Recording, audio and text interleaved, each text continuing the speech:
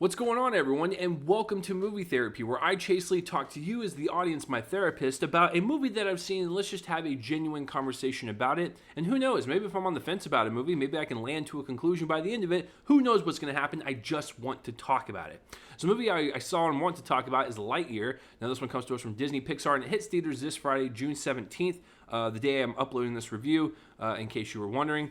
But anyways, what is this movie about? While spending years attempting to return home, marooned Space Ranger Buzz Lightyear encounters an army of ruthless robots commanded by Zurg who are attempting to steal his fuel source. So it's a fictional movie that Andy from the original Toy Story franchise has seen and made him fall in love with Buzz Lightyear, a movie character, so he got the toy. So it's a fictional character in a fictional movie inside of a movie universe. Okay. So yeah, going into this, I was curious about it. I wasn't like overly excited about it. And this is coming from someone who was born in 1990. So Toy Story came out when I was 5. I was at the perfect age for that. So I love that franchise. I think it is some of the more mature storytelling that Pixar has ever done, and it's one of my favorite franchises. So this has a lot to live up to, and I was just curious on how they were going to execute this, knowing that little tidbit of information that came out from CinemaCon, that this was a fictional movie that Andy saw that inspired him to get the toy because he loved Buzz Lightyear, the character, so much. So it's not based on a real life person. So yeah, I was just curious on how they were going to execute it. After watching it, I'm going to be a little petty here for a second. You put Soul, Luca, and Turning Red on Disney Plus. Don't put them in theaters. You put them on Disney Plus. Okay? That is your decision. All three of those are good to pretty good to great. Lightyear is mediocre at best. It's got some good moments in it, and I'll explain that in just a second, but this should have been a Disney Plus release, and the others should have gone to theaters. I get the appeal of putting this in a theater. It's a space adventure. It's an exhilarating action film for kids, and I'm sure it looks great on the big screen, and the sound was great when I saw it, so I get why they wanted to put this one in theaters and the others not, but as far as the better movies go, I really wish the other three kind of got a little bit more exposure than just being dumped on Disney Plus. But I think a lot of families and stuff watch them when they hit Disney Plus. I wish they got the theater treatment. So my pettiness is done, out of the way. So how does the movie? Like I said, it doesn't really break any barriers. It's not like a Pixar movie that's like, wow, I'm going to remember this. This is going to be a top 10 contender. This is going to be something I want to rewatch and think about years down the road. It's not like an Inside Out situation where I left that film feeling like I had no purpose in life. Like, so that's what I'm saying. Like, and I don't mind if Pixar does just kind of like straightforward, like, movies like this. Like, it's okay to like kind of relax a little bit and do something a little bit more low key. I just didn't really find this one interesting at all. The movie as a whole, it's fine. It's got some neat ideas. It's got some gorgeous animation, and it's got some very light and kind of fun voice work. But just as an overall experience in a theater, like, I saw it, like, I thought it was fine. I think a lot of families will enjoy it. I think a lot of kids will enjoy it. But I have no desire to ever rewatch this again, which sucks because I really enjoy the Toy Story franchise, and I will watch those anytime. I love watching Toy Story 3 and making myself cry in the dark, like by myself in the corner, it's something I like to do. I like to experience that kind of emotional pull from that movie. I like the same thing from 2, 1, and 4. Like, it's just, but this one is just like, you can play it on in the background. So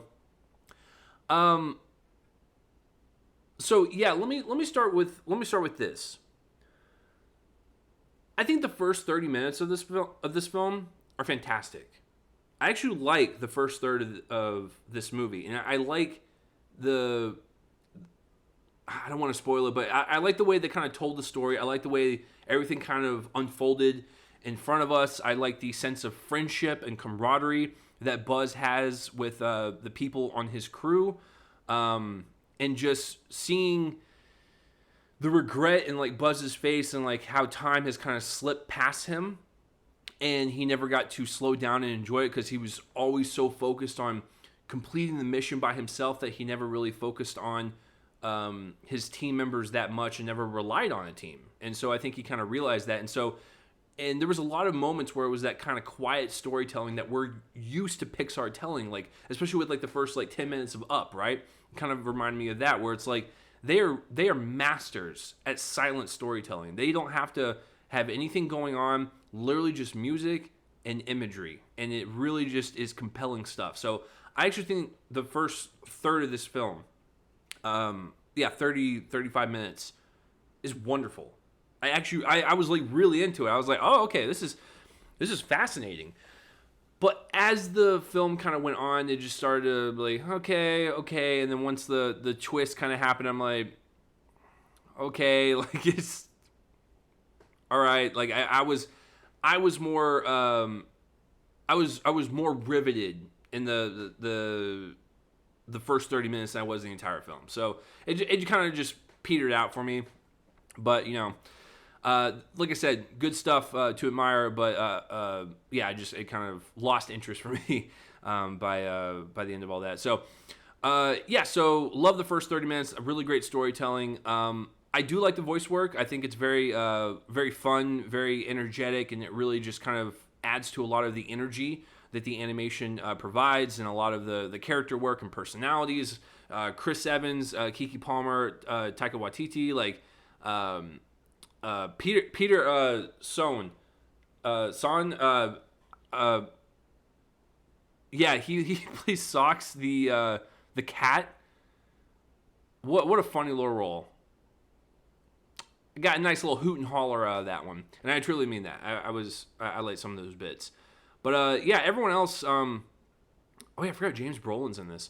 Anyways, I liked all the voice work in it. I thought everyone really kind of brought something to their characters, and it really just kind of made the animation pop a little bit more. And speaking of the animation's gorgeous. I really love the scenery that this planet has, and there's different sections of the planet. Like there's like a swampy, mossy area, and then there's like a clean, rocky area, and then when we get into like the space stuff and like the space station, the ships and stuff, it's just really good stuff. And then when anyone's in space and when they travel to different planets, it's just the texture and just the depth, the richness of the settings and just everything going on. It was magical. I really liked just the way this film looked and just the animation. It just really was vibrant and really just detailed stuff.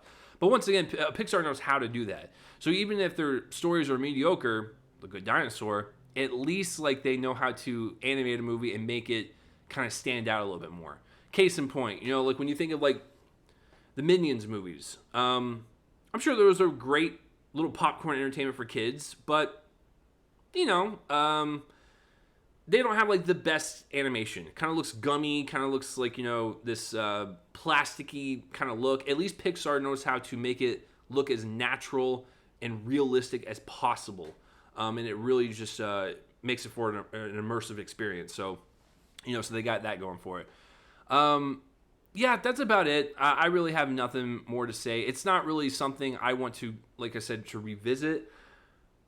But I will say this. I think it will do very well with families. I think it will do very well with kids. And I think when this hits Disney Plus, after the 45 days or whatever, so end of July, beginning of August, it's going to kill. This is going to do very, very well on Disney Plus. Kind of wish it would have started there, but, it is what it is. So what did you guys think of Lightyear? Please comment down below and let me know what you thought of the movie, whether you thought it was okay, you didn't like it, you hated it, whatever. I'd like to know your thoughts. Also, quick little thing before I end this. People that were complaining that Tim Allen is not the voice and they're just outraged. Think about it this way. This is a fictional movie in this movie universe. So in this movie, they hired some random actor to play this Buzz Lightyear character. The Buzz Lightyear toy is a different thing altogether. So when you think about our world, if you buy a toy, I haven't bought a toy in decades, so I don't know if this is true, but if you buy a toy, it's most likely like the actor that plays that character in a movie is not going to really voice the voice box in the toy.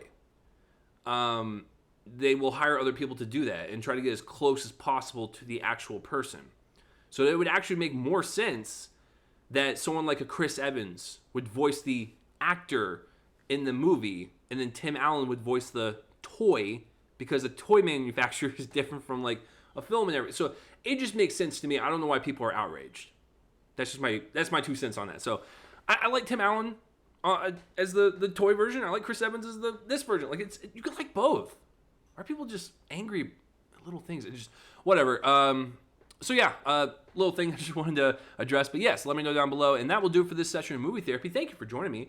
And tune in next time for the next one, whatever I choose to talk about. So I will see you guys next time. Bye.